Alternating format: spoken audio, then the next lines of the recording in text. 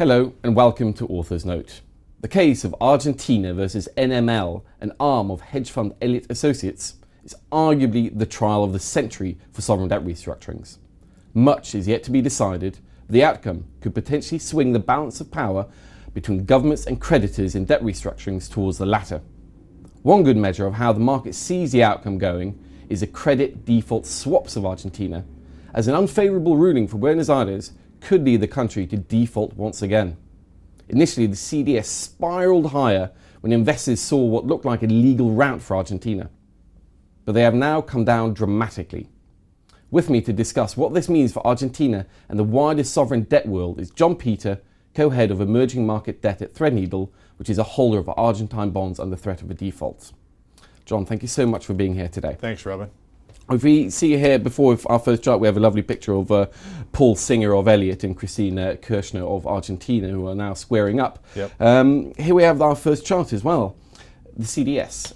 Obviously, we see this huge spike once the second court of appeals ruled, but then we've come right down. And what's really been happening since December? Yeah, well, essentially there's two reasons that the spreads have come down. They were about 1,000 basis points prior to the court ruling, spike up to over 3,000, and now are back around to 1,400, 1,500, somewhere in that range.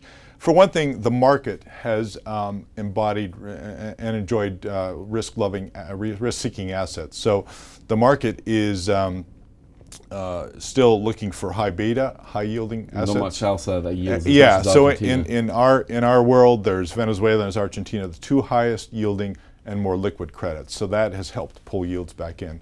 And the second point, specifically over the Christmas holidays, there were some important developments in the court case, and that is that on December 28th, there were more court filings in support of Argentina. Argentina itself suggested it would reopen the exchange. Then also the U.S. government supported a briefing in support of Argentina. And then lastly, additional bondholders also filed a motion in support of Argentina. So a lot of movement towards supporting Argentina, and the idea that this pari passu, or this equal treatment of creditors, was incorrectly determined by Judge Grisa. Well, it's interesting. I mean, everybody, not a lot of people like Argentina, but they still have, a dog in this fight. Everybody's worried about the possible implications of this trial. But I mean, do you get the sense that especially, for example, the pari passu clause, that's been done and dusted? And what we're really arguing is how much they can interfere with, for example, Threadneedle's bond payments or all the bondholders in the US to make Elliot Associates whole. I mean, are you worried that, frankly, it does look like that we're heading? I mean, is this too optimistic? Well, it's really difficult to say, because it's not down to economics, it's not down to fundamental analysis, it's a legal issue, and of course markets have a hard time understanding which way this legal court could come out.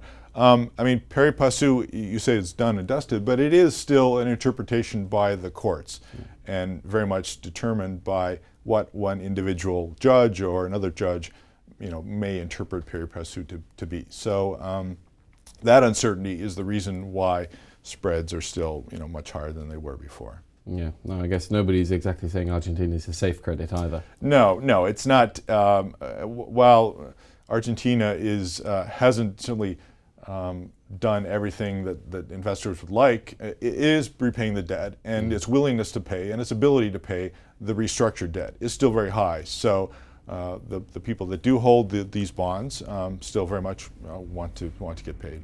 Well, John, thank you so much for being here today. Thanks, Robin.